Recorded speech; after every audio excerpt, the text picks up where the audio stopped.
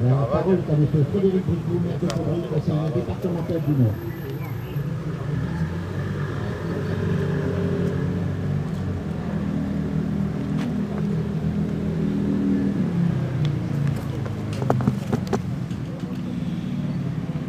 Mesdames et messieurs,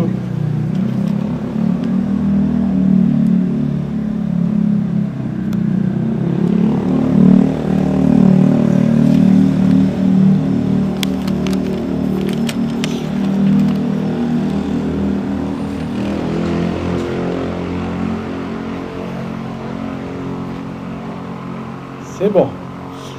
Mesdames et messieurs les élus de la majorité municipale, monsieur le représentant de la Légion d'honneur, messieurs les représentants de la Légion d'honneur, la Légion d'honneur était cachée, excusez-moi, messieurs les représentants de la médaille militaire, messieurs les représentants de l'Ordre national du mérite, mesdames et messieurs les représentants d'associations patriotiques, mesdames et messieurs les représentants d'associations, mesdames et messieurs, alors je connais messieurs aujourd'hui, mesdames et messieurs les porte-drapeaux, mesdames et messieurs les représentants du conseil municipal des aînés, madame la représentante du conseil municipal junior, et puis nos amis de l'EPID, merci à toutes et tous pour votre présence en ce 8 juin.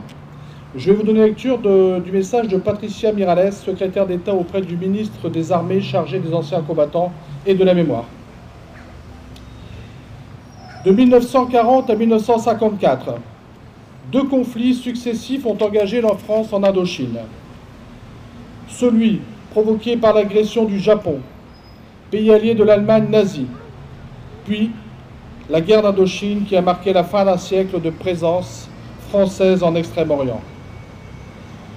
Durant les 14 années de ces 2 conflits, près de 100 000 militaires de l'Union française sont tombés en Indochine. Le courage des soldats morts pour la France en Indochine doit susciter notre admiration et notre gratitude. En ce 8 juin, nous leur rendons hommage. La permanence de la reconnaissance de la nation doit être notre boussole. Il y eut d'abord les militaires français stationnés en Indochine qui s'opposèrent à 1 contre 5 à l'agression japonaise pendant la Seconde Guerre mondiale. Plus de 2500 d'entre eux périrent lors du dernier coup de force d'une rare violence lancée par Tokyo le 9 mars 1945. La guerre contre les puissances de l'Axe à peine achevée, d'autres soldats français embarquaient vers Hanoï pour un autre combat qui annonçait une nouvelle ère de notre histoire, entre guerre froide et décolonisation. Parmi eux, des tirailleurs africains et d'Afrique du Nord, renforcés par des supplétifs vietnamiens, cambodgiens et laotiens. Tous se battaient sous les couleurs de la France. Le jeune caporal-chef Pierre Schoendorfer, parachuté à l'âge de 26 ans dans la cuvette de Dien Bien Phu, a mieux que quiconque raconté dans ses livres et dans ses films qui étaient ces soldats qui combattaient pour la France. Je cite, « Je vous parle des hommes. Je pourrais vous en donner la liste, de toutes les origines, de tous les rangs de l'armée.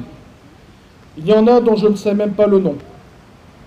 Je ne les ai vus qu'une fois. Je sens encore leurs doigts sur mon cœur.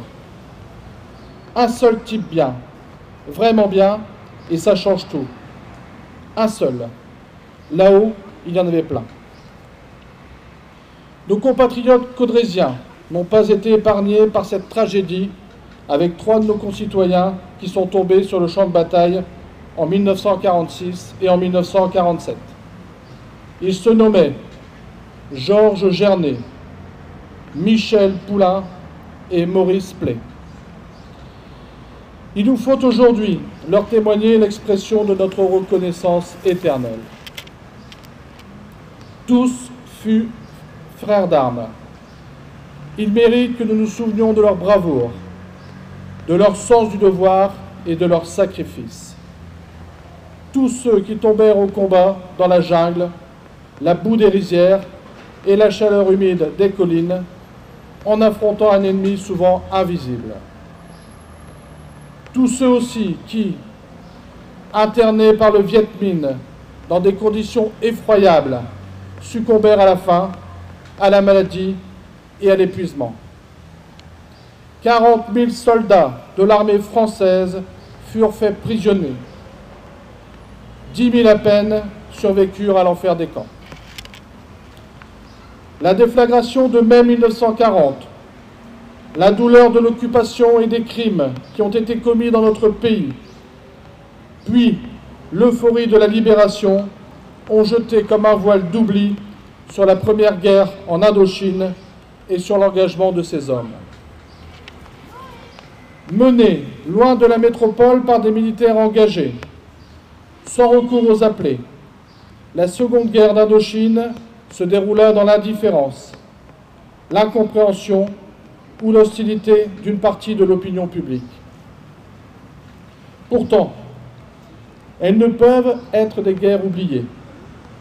Ceux qui sont tombés pour la France en Indochine ont le droit à ce que la nation se souvienne d'eux, sans que le temps ni la distance qui nous sépare de leur sacrifice n'entament l'hommage que nous leur rendons. Vive la France, vive la République.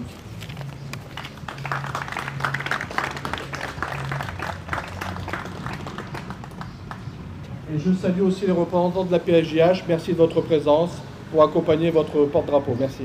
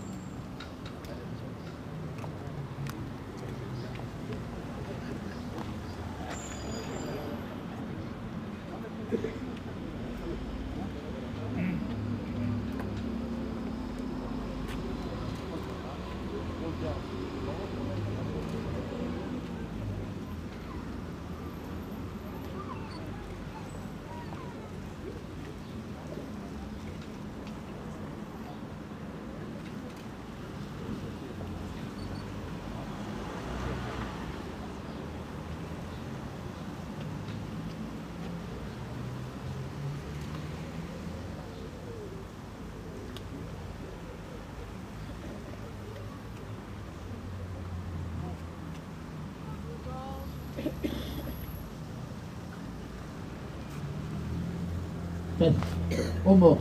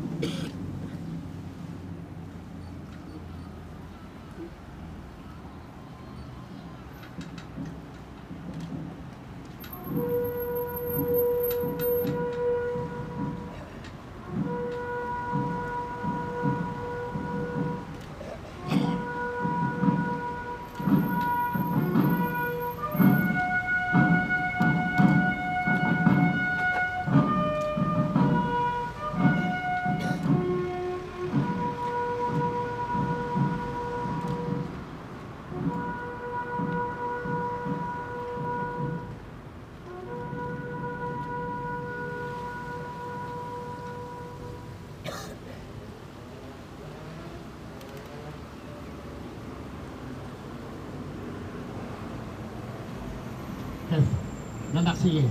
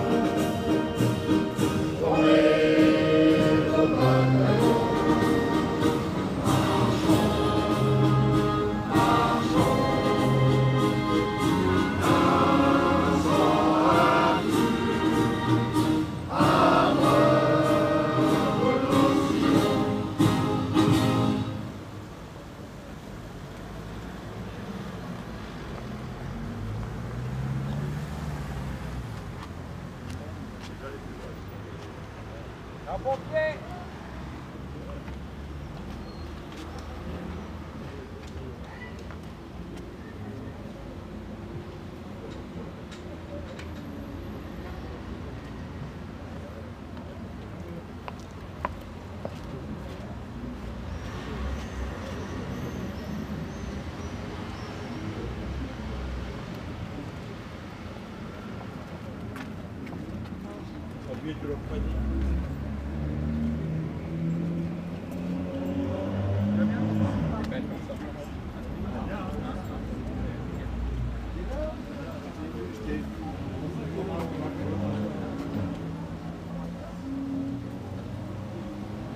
Merci.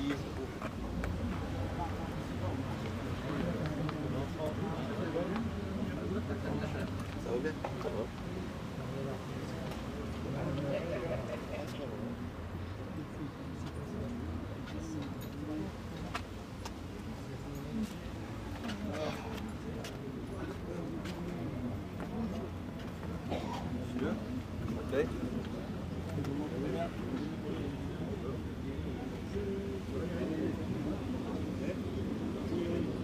Okay.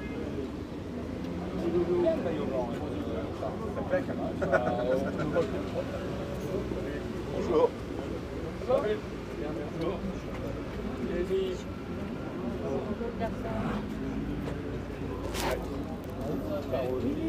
Merci Michel. On aurait pu être à l'heure, on l'a mis sur le leader plus tard. Ouais, je le sais.